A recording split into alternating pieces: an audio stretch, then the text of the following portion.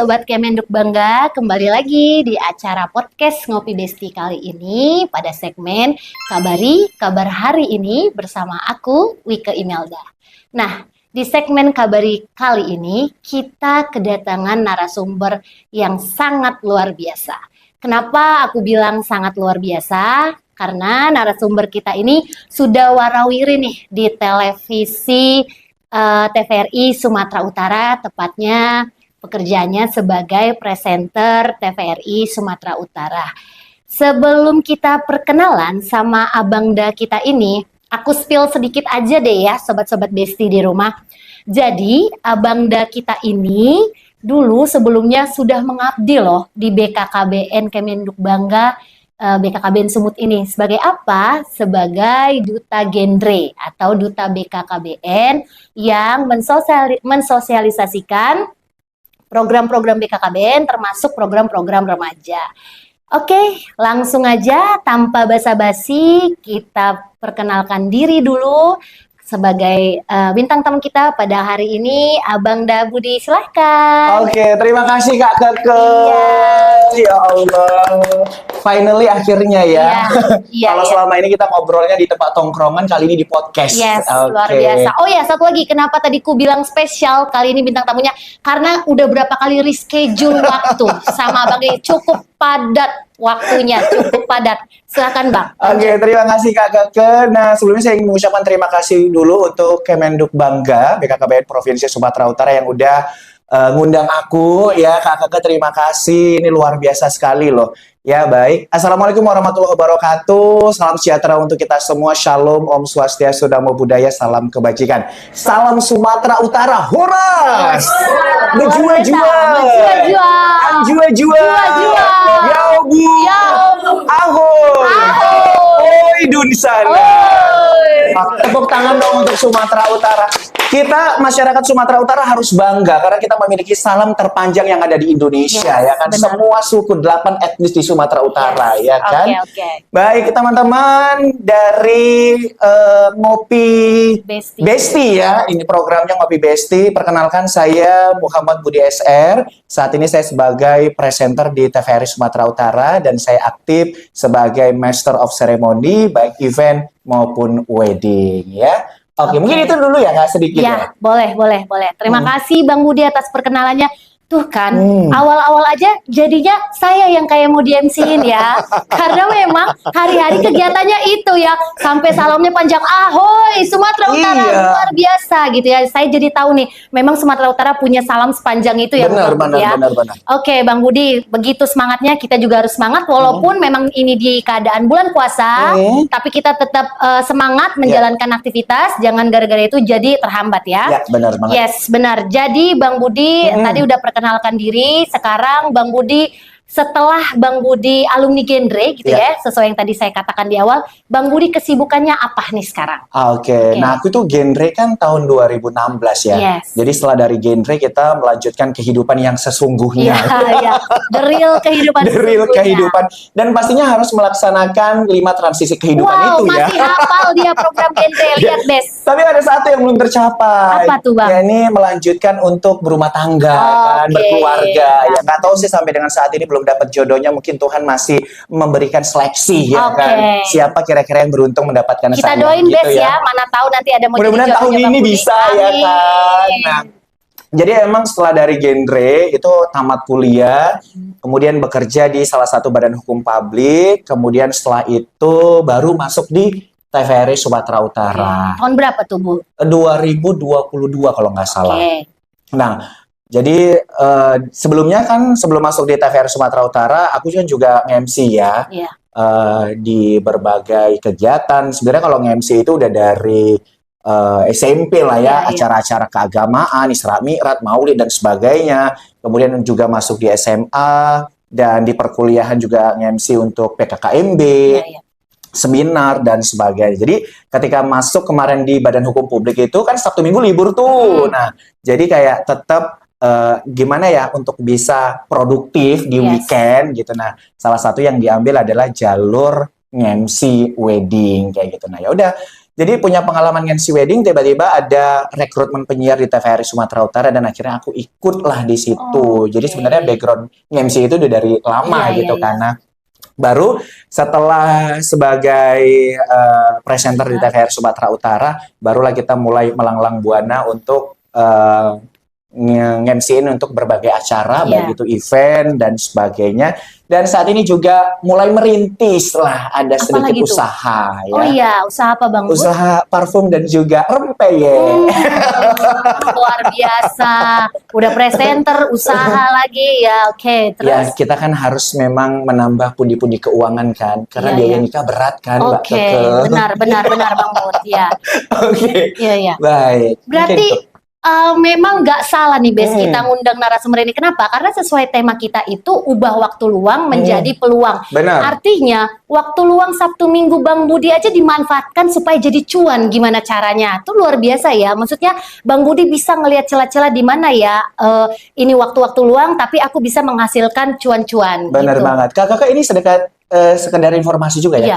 Kalau kita kan MC itu kan Sabtu Minggu gitu kan, karena Senin sampai dengan Jumat itu ada di TVRI gitu ya kan. Nah, kadang-kadang kalau misalnya kita nggak dapet job nih, MC wedding, ini Sabtu Minggu mau ngapain? Makan resah kalau nggak MC gitu ya. Karena kayak apalagi yang bisa aku buat kebermanfaatan, apalagi untuk ngisi waktu weekendnya. Karena aku kalau nggak ngomong itu kayaknya pusing gitu. Oh, 20.000 kata guys, iya. Iya, gitu. Jadi kayak lebih apalagi ya, makanya kalau misalkan nggak ada MC ya kita paling kayak review parfum atau ya buat open PO gitu. Oke, baik. Tadi karena Bang Budi maksudnya sampai tadi sudah bercerita bisa memanfaatkan waktu luang, artinya kan kita bisa melihat Bang Budi ini secara positif bisa memanfaatkan waktu luang tersebut. Gimana sih Bang Bud kita boleh nggak sharing ke bestie-bestie yang ada di rumah? Apa sih, gimana tipsnya, gimana Bang Budi bisa memanfaatkan itu dan bisa berpikir apalagi yang harus kukerjakan, karena kita sama-sama tahu sendiri ya, nggak semua punya motivasi itu, baik kita di kalangan mungkin sekarang Gen Z atau milenial, gimana supaya ada tipsnya nggak nih, apa sih yang mau bisa dilakukan di era sekarang supaya memanfaatkan waktu luang itu menjadi hal yang positif? Iya, benar banget Kak Keke. Nah, jadi ini sekedar tips ya, padahal sebenarnya di luar sana banyak juga tips ya kan, tapi ini mungkin yang aku rasain gitu. Nah, pada dasarnya sih kita wajib mengetahui dulu apa yang sebenarnya dimau dari diri ini gitu kan. Jadi kemauan apa yang sebenarnya yang kita inginkan. Aku tuh sukanya apa, aku itu nggak sukanya ngapain gitu. Nah, jadi kalau kita udah tahu suka nggak sukanya kita itu lebih enak gitu. Nah, bahkan aku sampai dengan saat ini masih buat form checklist gitu. Nah, kira-kira apa lagi yang mau aku buat? Kira-kira kalau aku buat ini bisa nggak ya aku laksanakan? Ini sesuai dengan nggak ya kriteria aku kayak gitu. Nah, jadi yang pertama kita harus tahu dulu sukanya kita itu apa dan nggak sukanya kita itu apa.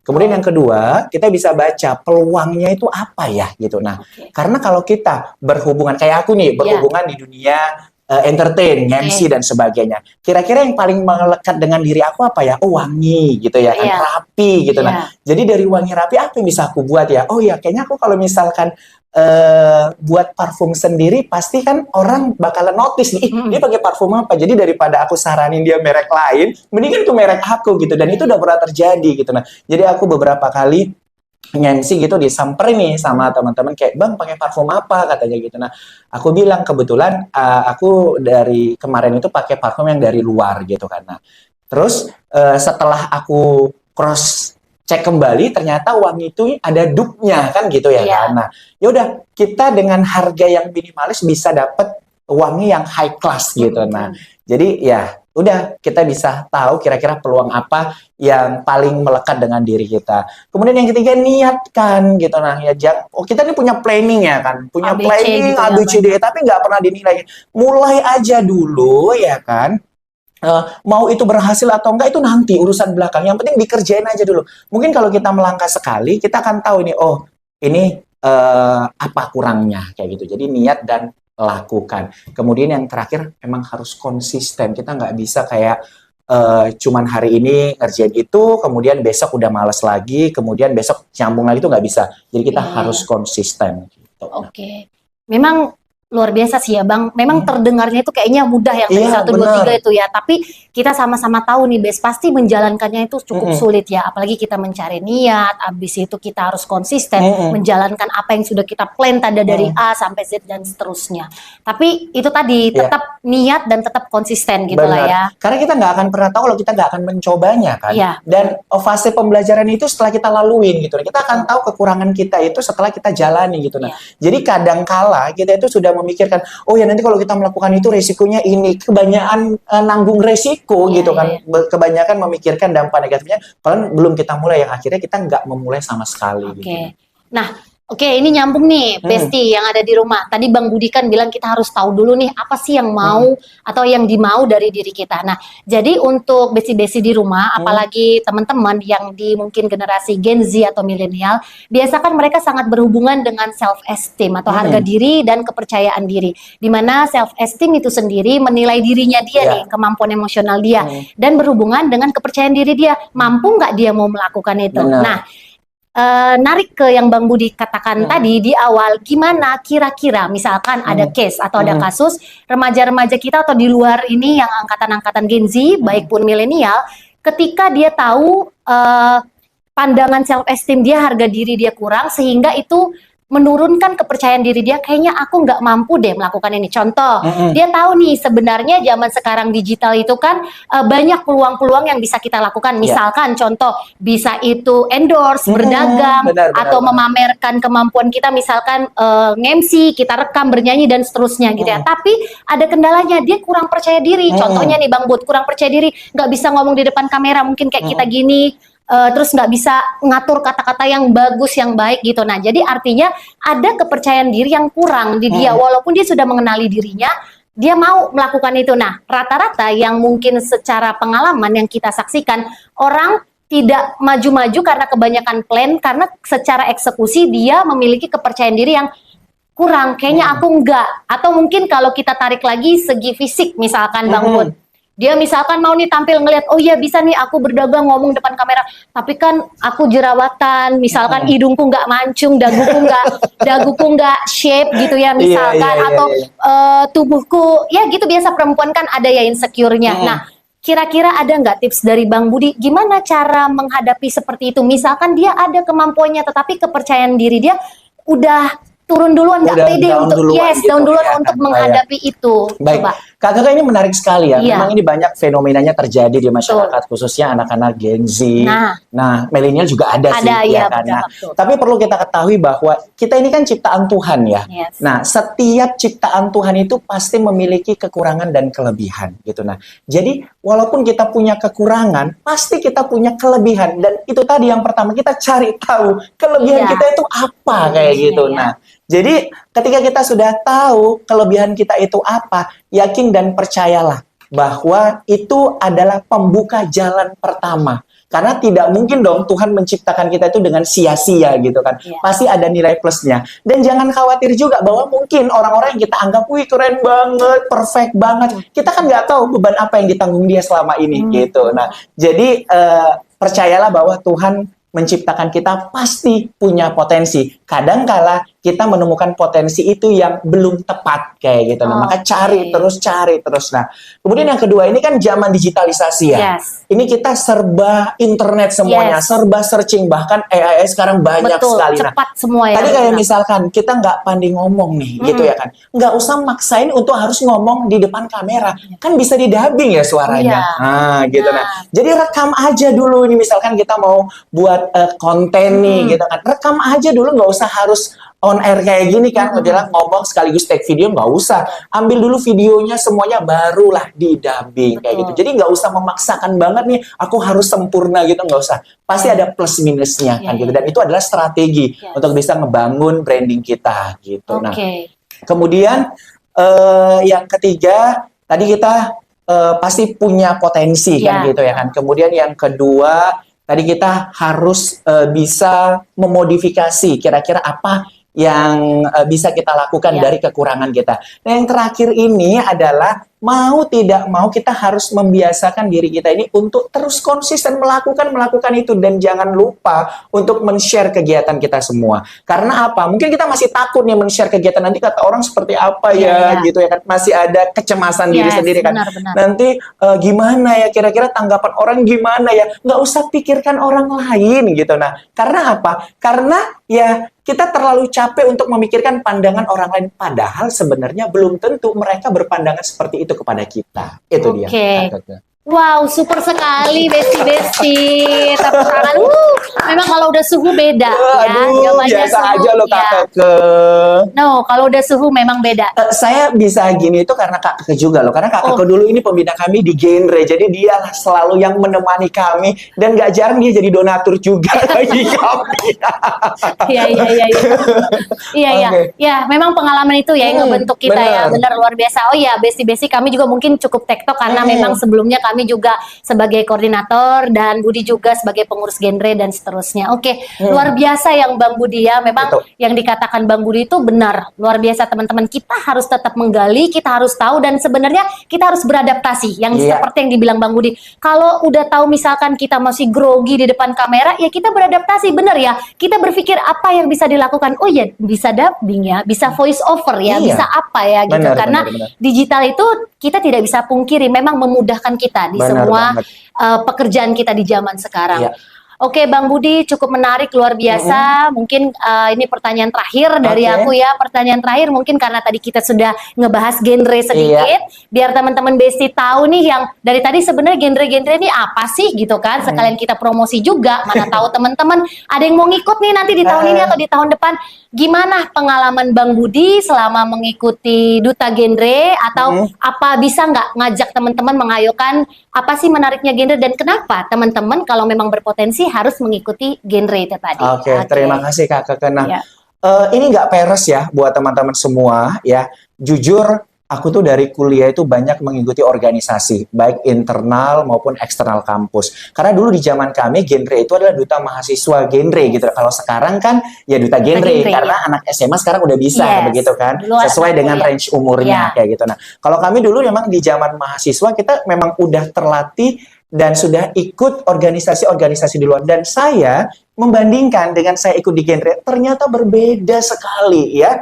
Kenapa? Karena kita di genre ini kita punya materi yang harus kita kuasai. Nggak hanya sebagai role model tampil di depan, tapi harus punya isi dan materi yang harus kita sampaikan begitu. Nah, dan jangan heran, materi di genre itu cukup spesifik dan sangat kuat sekali ya. Karena ada 8 fungsi keluarga, transisi kehidupan, kesehatan reproduksi. Jadi benar-benar ilmunya itu yaitu berada, kalau aku kebetulan kesmas ya. Jadi ilmu kesmasnya itu memang nyambung banget nih di genre. Nah, tapi tidak menutup kemungkinan dari teman-teman di berbagai jurusan lain. Jadi kayak belajar lagi dan ternyata seperti ini ya. Kita ngelihat kayak sesuatu yang mulai dari bayi sampai nanti tua itu semua itu dipelajari dan berproses begitu. Dan aku nggak tahu di genre itu kekerabatan antara teman dan teman itu luar biasa kuatnya. Jadi kita berusaha untuk tim, gimana caranya program ini dapat berjalan, dapat diterima oleh masyarakat, dan goals kita adalah pesan ini sampai. Karena apa? Nggak mungkin dong BKKBN buat suatu kebijakan yang dampaknya itu nggak sangat besar gitu. Jadi kita harapkan dengan kebijakan yang ada, dengan nilai-nilai yang kita sampaikan itu dapat membantu BKKBN dan tentunya membantu Indonesia juga. Wow, aku sekali lagi tepuk tangan. Bang Budi luar biasa. Artinya gini nih, keluaran yang sudah mengabdi sama BKKBN sampai diinget loh, materi-materinya banyak banget ya Bang Budi. Banyak sekali. Bonus demografi. Iya benar, bonus demografi. Bahkan sekarang dia diupdate kembali ya. Jadi kayaknya seluruh kehidupan kayaknya ada di genre lah gitu. Masa kehidupan itu ada di genre. Keren sih. Jadi sebenarnya pengalaman genre itu membawa Bang Budi sekarang itu menata Bang Budi benar-benar menjadi berharga gitu ya. Lebih punya value. Karena ini nggak jarang juga teman-teman kita kan ada yang mungkin sebelumnya itu nggak suka berbicara di depan, Yes. tapi karena harus tuntutan menjadi bagian daripada genre, mau tidak mau harus menyampaikan materi yang luar biasa ini, dan akhirnya dia menjadi yang lebih daripada kita biasanya, gitu. Akhirnya bisa ngomong di depan, Iya. public speakingnya bagus Benar. gitu. Jadi banyak hal positif yang didapatkan ya. Oke Bang Budi, itu tadi obrolan kita dari awal sampai akhir. Mungkin kita nggak bisa panjang kali lebar, tapi percayalah sangat bermanfaat yang tadi Bang Budi sharingkan. Mudah-mudahan sobat-sobat Besti di rumah bisa mendengarkan dengan baik, mencermati lagi apa sih tips yang tadi di-sharingkan Bang Budi, bisa diterapkan ya. Aku lagi galau nih mau mulai dari mana gitu ya. Tadi Bang Budi udah kasih tips bagaimana memulai menciptakan waktu luang itu menjadi cuan atau menjadi peluang yang positif, memanfaatkan waktu tersebut. Sekali lagi terima kasih Bang Budi atas waktunya. Kami sungguh sangat terhormat loh Bang Budi mau datang mampir ke Ngopi Besti ini. Luar biasa, ini pun menjadi suatu kehormatan bagi saya bisa langsung diundang loh kemarin. Dan ini the first time aku itu datang ke BKKBN setelah ganti nama ya. Oh iya, kami bangga. Iya. Benar, ya. Dulu masih BKKBN ya. Dulu masih BKKBN. Oke. Nah, mungkin terakhir ya sebagai closing statement Iya, boleh. Nah, Mahatma Gandhi itu pernah berkata bahwa ketika kita melangkah, boleh jadi ada hasil, boleh jadi tidak ada hasil. Tapi ketika kita tidak melangkah, sudah pasti tidak ada hasil. So, buat teman-teman semua, jangan pernah untuk stop ya. Jangan pernah untuk stop melangkah, mari terus mencoba. Karena kita tidak tahu apa sebenarnya yang paling bermanfaat dalam diri kita. Dan sebaik-baiknya manusia adalah manusia yang bermanfaat untuk orang lain. Gajah mati meninggalkan gading, harimau mati meninggalkan belang, manusia mati meninggalkan nama. Dan nama yang akan terus dikenang adalah nama yang memiliki karya. Jangan lupa untuk terus berkarya untuk hidup yang terus dikenang. Wow, luar biasa. Kalau kata orang Medan, paten kali, Bang. Oke, terima kasih teman-teman yang sudah mendengarkan dari awal sampai akhir. Apa saja yang sudah kita sharingkan dengan Bang Budi, presenter TVRI kita. Mudah-mudahan dapat bermanfaat bagi teman-teman ya, yang mau ragu-ragu dalam memulai bisnis atau apa yang mau dilakukan untuk menciptakan peluang-peluang di hidupnya. Tadi sudah diberikan tips-tips, dicermati lagi supaya bisa melangkah dan mengeksekusikan apa yang mau dilakukan supaya menciptakan hal positif. Oke. Ya, terima kasih Bang Budi sekali lagi atas Sama-sama, Kak waktunya. Keke. Kita ngopi Besti dulu. Oke. Ini lagi puasa ya Lagi teman-teman. puasa. Ini karena ikonik aja, jadi kita Benar. harus terima kasih. Sampai berjumpa lagi di segmen selanjutnya di Ngopi Besti. Bye-bye.